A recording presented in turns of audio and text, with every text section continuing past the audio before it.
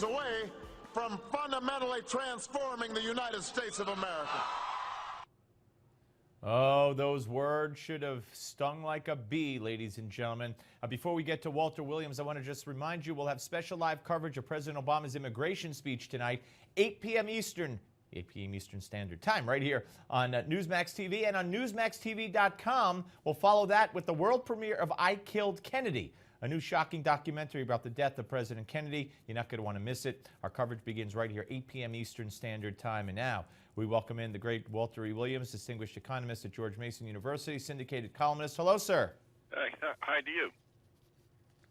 Great to talk to you again. You wrote a piece, Obama versus Us, at townhall.com is where I saw it. And you talk about Thomas Sowell writing that those pundits and anybody who believes that Obama's a weak, lame duck president and is uninformed and doesn't know what he's doing is making a big mistake. And I have felt that way for so long. I know you and I have talked about it as well.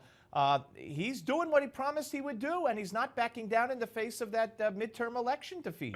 You're absolutely right, and I think that people who would look at Obama as being stupid or incompetent, they're ignoring his agenda. And as I began the column, I said, suppose you see somebody driving on the wrong side of Highway I-95 going in the opposite direction.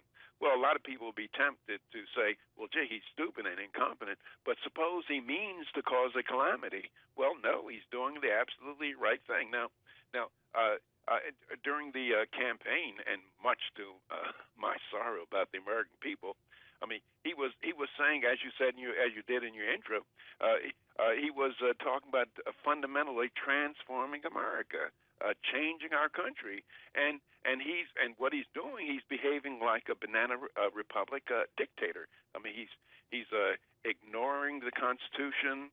He's just changing laws. I mean, one example I gave in that column. He eliminated the work requirement in welfare reform laws that were enacted during the Clinton administration, and he also with the Obamacare, it was a law enacted by Congress, and hence it's the law of the land, whether we like it or not. But the president has used executive orders to change the law on several occasions, and so he's acting just like a banana republic dictator. And I think that Congress and the American people ought to rein him in. Do you believe he means to do harm? Well, well, yes and no in the following way. That is, he has a vision that America is not an exceptional country. He has a vision that we should be just like the rest of the world. We should be taking care of the world. There should be income equality and all these other socialistic objectives. So he might see that as doing good, but he's actually, in my opinion, in terms of the Constitution of the United States and the founding principles of our nation, he's doing evil, in my opinion. Okay, so let me ask you this. You also write about the fact that the other branches of our government haven't been doing, although they might not be as extreme, nonetheless, they haven't been doing their duties under the Constitution all that well either. Well, that is absolutely right. And as I point out in the column, Article 1, Section 8 of the United States Constitution says what Congress can tax and spend on. And in Article 1, Section 8, it enumerates, as a matter of fact, it's called the enumerated powers. It says that Congress can tax and spend for, I think it's 21 activities. Nowhere in the Constitution does it allow Congress to use the power of their office to take the property of one American and give it to another American to whom it does not belong. That is, you can look at whether it's business bailouts, that's not in the Constitution. Whether they give out food stamps, that is not in the Constitution.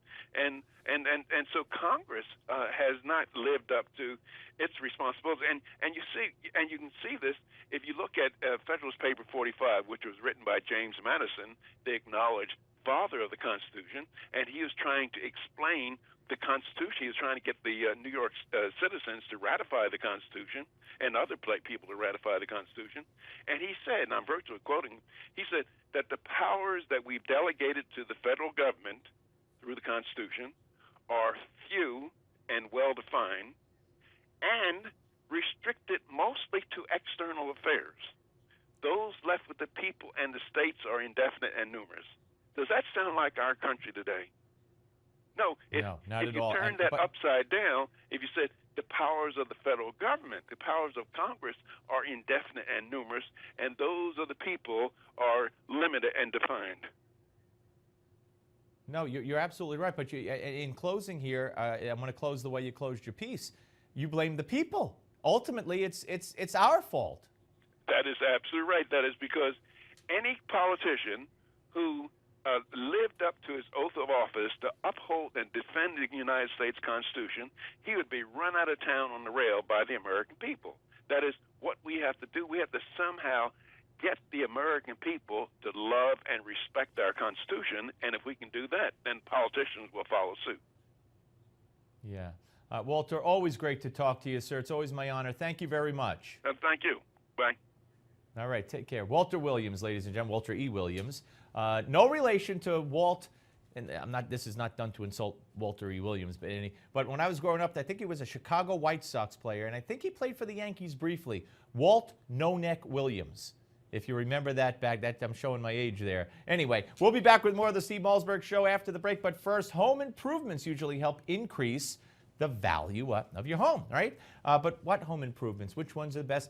Do you know that some improvements could actually devalue your home? Stay tuned for your Max to Life moment to learn more. It's coming up next.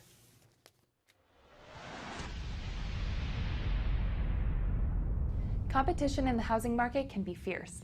Buyers have lots of choices, so if you're getting ready to sell your home, avoid these common mistakes that will help decrease its value. Some of the mistakes that people make when they put their house on the market is going with what's hot at the time. So what's trending right now might not be trending in a year from now, so you have to try to keep things simple but appealing. So while you think it's hot today and people might like it, not everyone has the same taste, so avoid the trends. Another thing is don't over-landscape the house. Don't flatten land. Don't do things that won't come back when you sell the home as far as equity goes. Avoid extreme colors and go with a paint that is more neutral. Replace burned out light bulbs as most home buyers flip switches to look to see what works. And lastly, make sure your air conditioner is set to a comfortable temperature.